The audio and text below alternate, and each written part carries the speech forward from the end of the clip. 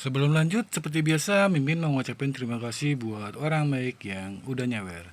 Kali ini kembali lagi dari Tawi Sofa alias Muhammad Ridwan. Pesan mod puasa Mimin, salam buat di sana, sukses selalu. Buat orang baik yang udah nyawer, Mimin mengucapkan terima kasih banyak. Semoga semakin bertambah rezekinya, panjang umur, dan sehat selalu. Jangan lupa bahagia. Kita lanjutkan ke intronya. Ichi Kibir. Kembali lagi bersama channel kita semua. Jika Anda suka, jangan lupa komen, like, dan subscribe, serta bila Anda berkenan. Aktifin subscribe-nya supaya ada tulisan teksnya. Kita langsung ke ceritanya. Perintah Kaisar Naga, Bab 4793-4798. Renli Tang. Melihat pemuda ini, ekspresi kedua wanita itu sedikit berubah.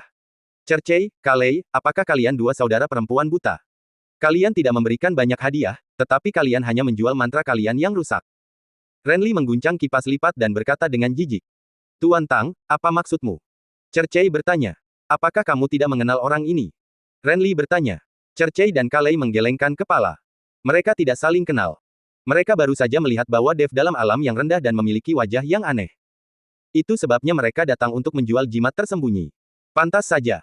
Renli tersenyum tipis, orang ini adalah Dev Chen, dan dia adalah orang yang diburu dengan hadiah 200.000 batu roh peri oleh keluarga Huo. 200.000 batu roh peri. Kedua saudara perempuan Cercei dan Kalei saling melirik, mata mereka penuh kejutan. Tuan Tang, apakah Anda bercanda? Dia hanyalah seorang biksu tingkat 3 alam Mahayana, bagaimana dia bisa bernilai 200.000 batu roh peri? Kalei bertanya dengan curiga. Siapa yang punya waktu untuk bercanda denganmu? Bagaimanapun, inilah yang dikatakan keluarga Huo.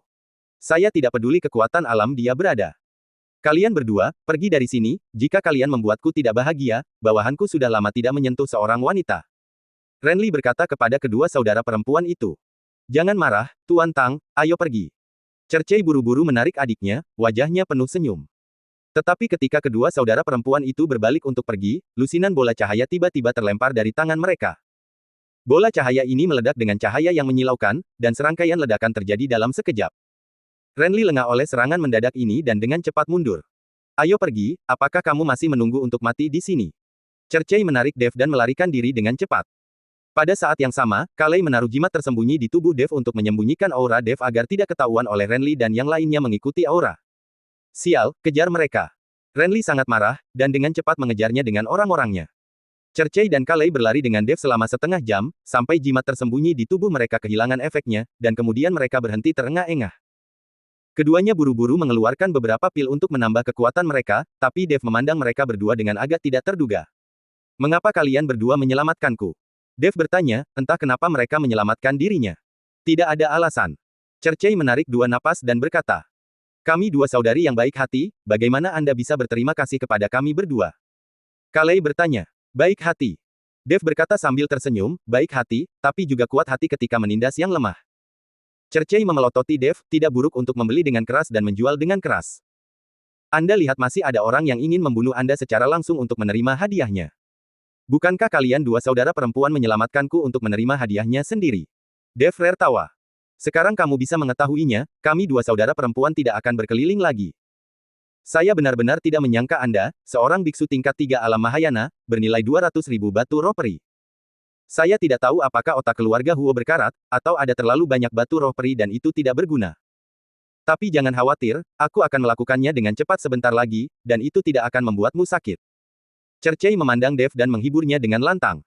Dev melihat dua saudara kembar di depannya, dia tidak bisa menahan tawa. Meskipun kedua wanita ini memiliki IQ, mereka tidak memiliki banyak. Apa yang kamu tertawakan? Apakah kamu tidak takut mati? Kalei bertanya. Saya tertawa karena Anda memiliki masalah dengan IQ Anda. Dev berkata, apa? Jangan berani-beraninya menertawakan kami. Pedang panjang di tangan Kalei menunjuk Dev.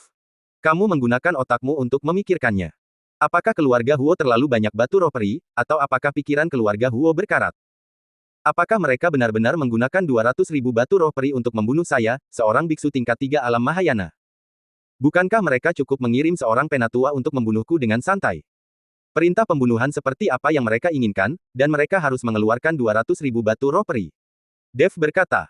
Cercei memutar matanya dan berkata sambil berpikir, benar juga, mengapa keluarga Huo tidak melakukannya sendiri? Karena keluarga Huo tahu bahwa tidak mudah bagi mereka untuk membunuhku. Ada orang-orang di belakangku yang tidak berani mereka ganggu, jadi mereka menawarkan hadiah dan membiarkan orang lain melakukannya. Dev menjelaskan. Apakah ada orang di belakangmu? Apakah orang di belakangmu lebih kuat dari keluarga Huo? Tanya Kalei. Dev mengangkat sudut mulutnya, keluarga Huo hanyalah hal kecil. Bisa dimusnahkan dengan lambaian tangan. Kamu hanya membual. Kenapa aku tidak percaya ada seseorang di belakangmu? Katakan padaku siapa yang mendukungmu. Kalei tidak percaya bahwa seorang kultivator tingkat 3 di alam Mahayana dapat memiliki pendukung yang kuat. Pendukungku adalah diriku sendiri. Dev menunjuk dirinya sendiri dan berkata. Berani sekali kau mempermainkan kami, saudariku. Kalei mengira Dev telah menipu mereka, jadi dia ingin membunuh Dev.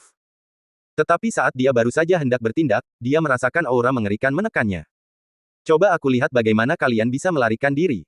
Renly datang dengan marah, lalu meninju Dev dan kedua saudara perempuan itu.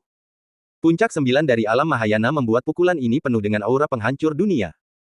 Cercei dan Kalei terkejut ketika mereka melihat ini, tetapi sudah terlambat untuk melarikan diri. Wajah keduanya tampak putus asa. Mereka tahu bahwa tidak ada jalan keluar hari ini. Puff! Tiba-tiba, tubuh Renly membeku, dan kemudian dia dengan cepat jatuh dari udara. Renly membuka matanya lebar-lebar dan menatap kosong ke dadanya. Pada suatu saat, sebilah pedang tertancap di dada Renly. Pedang penebas naga. Kedua saudari itu tercengang karena mereka tidak melihat dengan jelas bagaimana pedang itu keluar. Melihat ini, dua pengikut di belakang Renly langsung mengeluarkan aura yang menakutkan dan berdiri di kiri dan kanan Renly. Keduanya memiliki kekuatan tingkat pertama transformasi negeri peri. Ketika mereka melihat Renly tertusuk pedang, alis mereka berkerut. Dengan kekuatan mereka, mereka bahkan tidak dapat mengetahui bagaimana pedang itu berhasil menembus tubuh tuan muda mereka. Rekan Taoist Chen, kami dari Sekte Tang, dan ini adalah tuan muda Sekte Tang kami. Kami harap Anda dapat melepaskan tuan muda kami. Salah satu biksu mengepalkan tangannya dan berkata kepada Dev. Mampu menusuk tubuh Renly dengan pedang dalam sekejap tepat di bawah hidung mereka, kekuatan orang itu pasti bukan alam Mahayana tingkat ketiga yang telah dia ungkapkan. Terlebih lagi, Renly berada di puncak 9 alam Mahayana. Bagaimana mungkin tubuhnya bisa ditusuk oleh pedang dari seorang biksu alam Mahayana tingkat 3? Satu-satunya penjelasan sekarang adalah bahwa Dev telah menyembunyikan kekuatan aslinya. Sekte Tang.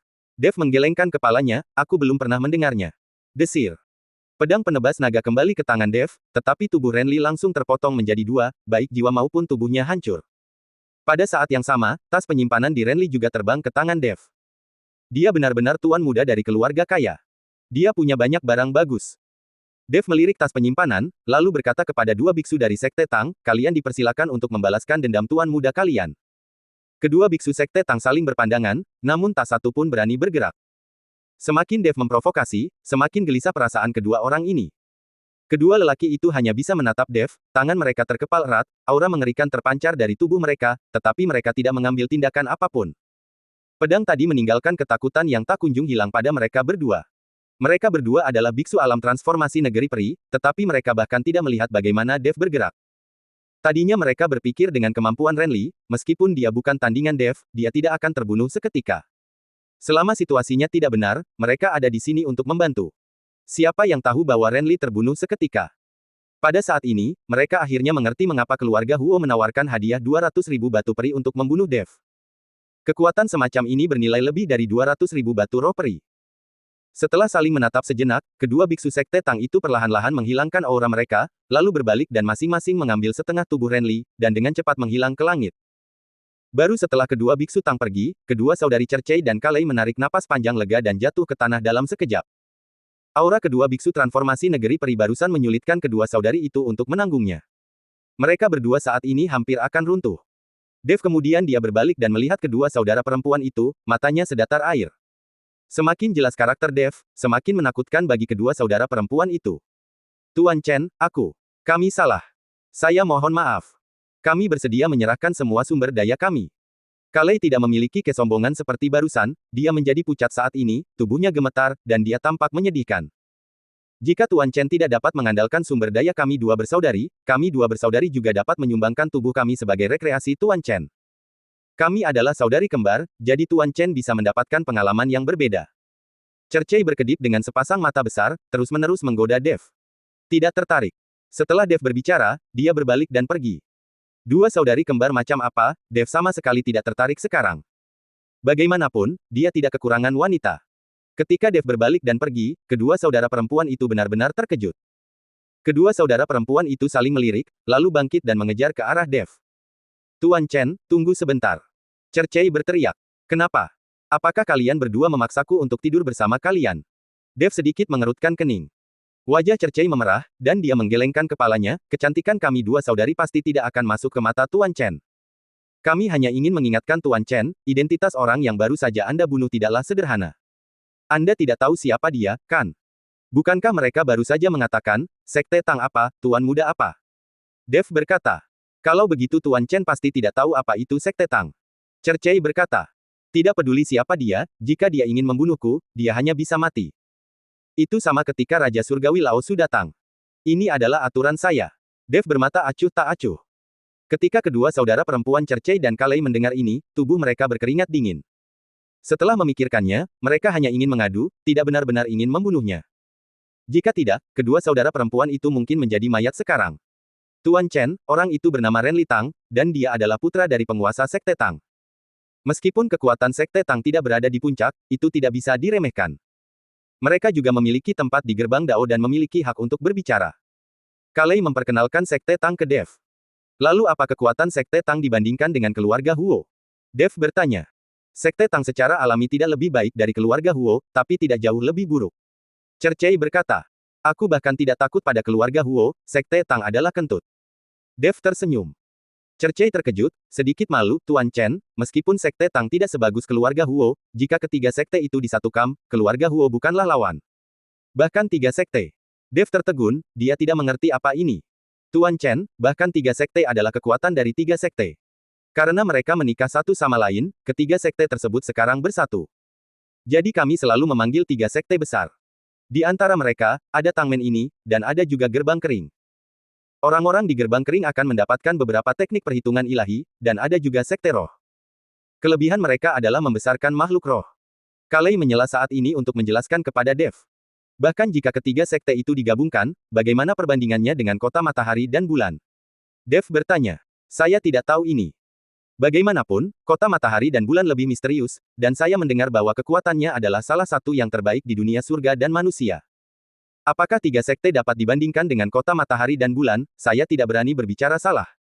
Kalei buru-buru menggelengkan kepalanya dan berkata, Kaisar kota matahari dan bulan adalah adik laki-lakiku. Apakah Anda pikir saya takut bahkan pada tiga sekte? Dev tersenyum dingin, lalu berbalik dan terus berjalan ke depan. Kedua saudara perempuan itu memandang Dev, tetapi untuk sementara mereka bahkan tidak tahu. Kalimat Dev ini menyombongkan diri, atau benar-benar dipaksakan. Dev tidak peduli apa yang dipikirkan kedua saudari itu, dan terus berjalan maju. Dev mengeluarkan tas penyimpanan Renli dan memeriksanya dengan cermat. Sebagai tuan muda Sekte Tang, pasti ada banyak barang bagus di tas penyimpanannya. Dev baru saja melemparkan beberapa pil dari kantong penyimpanan ke mulutnya. Tidak ada sedikit pun energi spiritual atau sumber daya di tempat seperti negeri tanpa ilusi ini, dan seseorang hanya dapat mengandalkan sumber daya yang dibawanya untuk mengisinya kembali. Hei, apa ini? Pada saat ini, Dev mengeluarkan bola bercahaya dari tas penyimpanan. Bola bersinar ini transparan dan mengandung kekuatan misterius. Melalui bola itu, Anda dapat melihat hewan kecil meringkuk di dalamnya, dengan kulit, daging, dan pembuluh darahnya terlihat jelas. Mungkinkah ini telur binatang roh? Dev teringat binatang pemakan langit kecil, saat itu juga bentuknya bulat. Tuan Chen, berhati-hatilah, itu adalah binatang pemakan jiwa dari Sekte Roh. Dev mendengar suara Cercei datang dari belakang. Dev belum sempat bereaksi ketika dia melihat bola bercahaya di tangannya tiba-tiba meledak, lalu binatang pemakan jiwa itu langsung terbang keluar dan menancap di kening Dev. Dev tetap di sana tanpa bergerak, Cercei dan Kalei telah menyusulnya. Gawat, Tuan Chen telah diserang oleh binatang pemakan jiwa. Aku khawatir kesadaran Tuan Chen akan segera dimangsa. Melihat ini, Cercei berkata dengan cemas. Kakak, tidak ada cara untuk menyingkirkan binatang pemakan jiwa yang telah memasuki tubuhmu. Setelah beberapa saat, jika kamu tidak mati, kamu akan menjadi gila.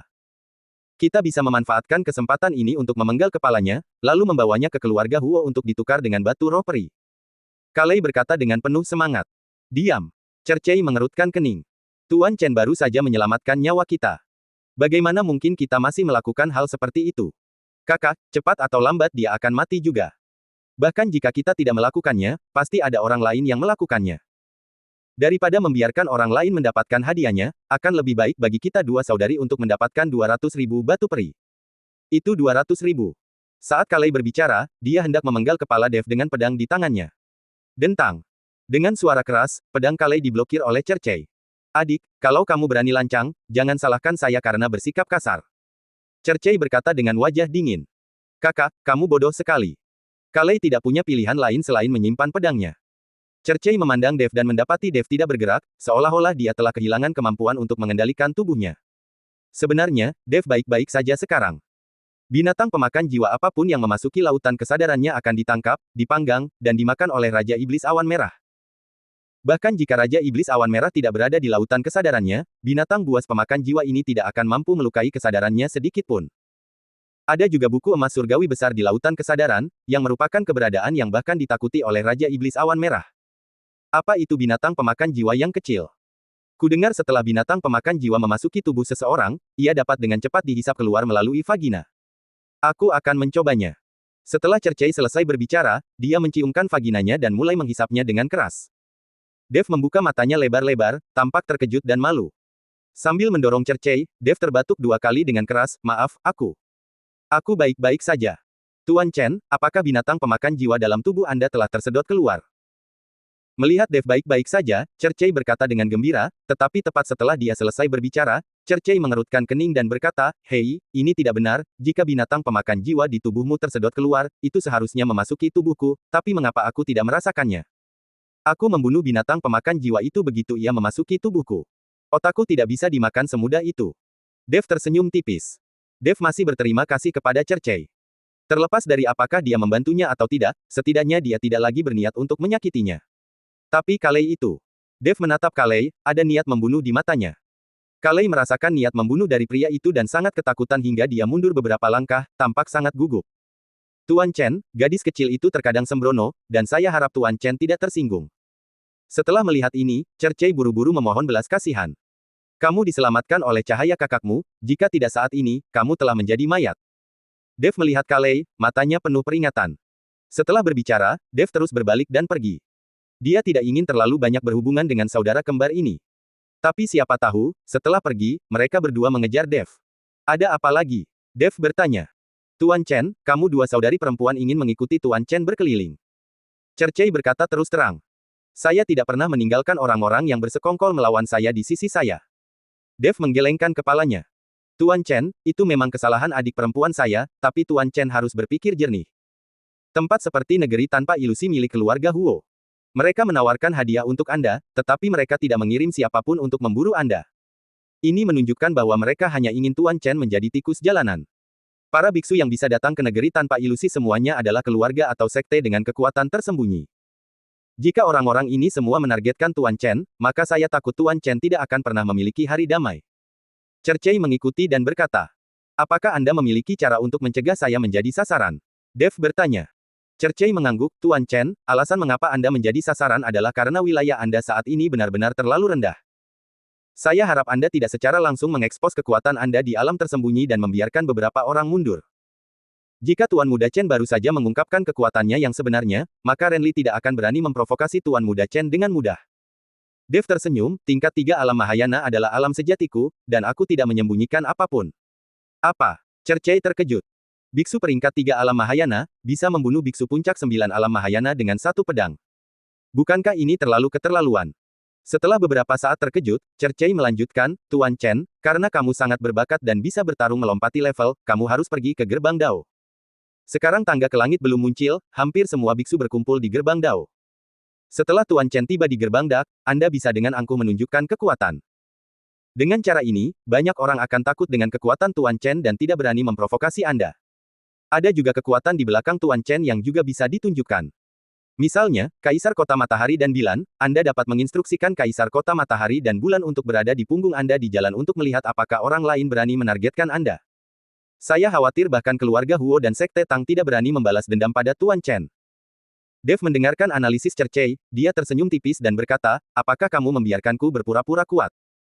Cercei mengangguk, jika Tuan Chen benar-benar luar biasa, ini adalah pertunjukan yang nyata. Jika itu tidak benar-benar luar biasa, maka berpura-puralah menjadi luar biasa. Bagaimanapun, orang lain tidak akan berani memiliki ide untuk menargetkan Anda. Bagaimana cara berpura-pura? Level saya terlalu rendah, jadi saya tidak bisa berpura-pura kuat. Dev merenung, saya punya pedang di sini, saya tidak tahu apakah saya bisa berpura-pura kuat. Saya khawatir itu tidak akan berhasil. Itu hanya pedang. Tidak semua orang tahu artefak dewa. Tidakkah kamu tahu apa lagi yang hebat tentang Tuan Chen? Cercei bertanya. Kemudian saya akan berpura-pura memiliki binatang dewa, berpura-pura tahu seni peri, berpura-pura tahu formasi, berpura-pura memiliki tangan yang luar biasa untuk meremajakan, berpura-pura memiliki busur Raja Dewa, dan berpura-pura bahwa saya dapat menghancurkan dunia surga dan manusia dengan satu telapak tangan di belakangku. Dev berbicara tanpa henti. Tidak, tidak, apa yang Tuan Chen pura-pura otentik dan kredibel, binatang dewa seperti apa, busur Raja Dewa seperti apa, dan seni peri seperti apa yang kamu ketahui. Hal semacam ini menyombongkan diri, tetapi tidak mudah untuk orang-orang untuk mempercayainya. Cercei melambaikan tangannya lagi dan lagi, tidak ingin Dev berpura-pura kuat. Kamu pikir aku membual? Dev tertawa, lalu gelombang panas melanda, dan binatang unicorn kecil itu dilepaskan. Merasakan rumput hijau lembut di sekelilingnya, binatang unicorn kecil itu sangat gembira. Ia berlarian dan berteriak kegirangan. Binatang kecil penelan langit tampaknya juga merasakan sesuatu, dan terbang langsung dari cincin penyimpanan Dev. Binatang kecil penelan langit itu tidak berada di bawah kendali Dev sama sekali. Binatang unicorn kecil dan binatang kecil penelan langit sedang bermain dengan bebas, mereka sangat bahagia. Melihat pemandangan ini, Cercei dan Kalei tercengang. Tuan Chen, ini. Cercei membelalakkan matanya, wajahnya penuh ketidakpercayaan. Oh, kedua binatang kecil yang aku besarkan ini berperilaku sangat baik. Dev berkata dengan sangat santai. Cercei dan Kalei. Sial, Dev benar-benar punya binatang dewa. Dentang. Pada saat ini, tiba-tiba terdengar suara renyah, dan busur Raja Dewa jatuh dari tubuh Dev. Maaf, cincin penyimpanan saya agak penuh. Dev membungkukkan badannya dan mengambil busur Raja Dewa. Busur Raja Dewa. Mata kedua saudari itu hampir keluar. Sial, Dev benar-benar memiliki busur Raja Dewa. Dia menyimpan busur Raja Dewa, dan tiba-tiba ada cahaya yang bersinar di ujung jarinya, lalu dia menunjuk ke arah kehampaan. Cahaya keemasan langsung menghilang dalam kehampaan. Seluruh kehampaan mulai terdistorsi dan waktu seakan berhenti. Jari abadiku cukup bagus, kan? Dev bertanya dengan ringan. Seni peri. Mulut kedua saudari itu menganga cukup besar untuk menampung 2 butir telur. Sial, dia benar-benar tahu seni peri. Dev melihat beberapa kambing lewat di kejauhan, dia melambaikan tangannya di udara dan serangkaian pola formasi pun muncul. Tak lama kemudian terbentuklah sebuah formasi, dan kambing-kambing pun terperangkap dalam formasi tersebut dan dikirim langsung kepada mereka. Lalu beberapa kambing langsung jatuh ke tanah seolah-olah dikendalikan oleh sesuatu. Dev menjentikkan jarinya, dan nyala api mulai menyala. Saat aromanya memenuhi udara, beberapa kambing dipanggang. Baunya harum sekali. Sudah lama aku tidak makan daging domba panggang. Dev mengendusnya dengan keras, lalu merobek kaki domba dan mulai mengunyahnya. Lingkungan di sini sama seperti di dunia sekuler. Makan kaki domba di sini seperti pergi bertamasya di musim semi di dunia sekuler. Pada saat ini, Dev tampaknya telah kembali ke dunia sekuler. Kalian berdua tidak mau makan. Dev menatap kedua saudari perempuan itu dan bertanya. Kedua saudari itu saat itu sudah tercengang, berdiri di sana dengan bodoh, dan sama sekali tidak mendengar Dev memanggil mereka. Kakak, apakah itu tadi formasi? Ya. Sial, Dev benar-benar tahu seni pembentukan formasi. Jika kalian berdua tidak makan, aku tidak bisa menghabiskan semua daging domba panggang ini. Setelah Dev mengatakan itu, dia melambaikan tangannya dengan lembut. Aura berlalu bagai angin sepoi-sepoi, dan beberapa kambing panggang benar-benar tampak kembali daging dan darahnya, dan akhirnya hidup kembali dan melarikan diri. Kebangkitan. Kedua saudari itu merasa otak mereka tidak bekerja dengan baik saat ini. Sial, Dev benar-benar tahu keterampilan pengobatan. Apakah ada hal lain yang tidak bisa aku lakukan? Aku akan berlatih dulu agar bisa memamerkannya saat aku pergi ke gerbang Dao. Dev menyeka minyak di mulutnya dan bertanya. Tidak, tidak lebih. Tuan Chen, Anda tidak perlu menunjukkan apapun. Anda tidak hanya berpura-pura, Anda benar-benar hebat. Cherry buru-buru menghentikan Dev memamerkan kemampuannya. Jika bajingan ini menghancurkan dunia surga dan manusia dengan serangannya berikutnya, mereka berdua akan kehilangan rumah mereka. Apakah ini cukup? Dev berkata, cukup. Jika mereka melihat hal-hal ini, mereka pasti tidak akan berani menargetkan Tuan Chen. Chert mengangguk berulang kali dan berkata, bagus. Dev mengangguk, tapi di mana gerbang Dao? Ini pertama kalinya aku ke sini, jadi aku tidak tahu jalannya. Aku tahu, aku akan membawa Tuan Chen bersamaku. Kalei buru-buru memimpin jalan. Pada saat ini, Kalei tidak berniat membunuh Dev dan menerima Dev sebagai tuannya. Dia hanya ingin tetap bersama Dev dengan sepenuh hati. Di bawah bimbingan Kalei, mereka menuju gerbang Dao. Terlepas dari apakah ada yang mengincarnya atau tidak, Dev memutuskan untuk bertindak besar terlebih dahulu. Sekarang setelah dipikir-pikir, tampaknya tidak banyak orang di dunia surga dan manusia yang menjadi ancaman bagi dirinya. Bersambung.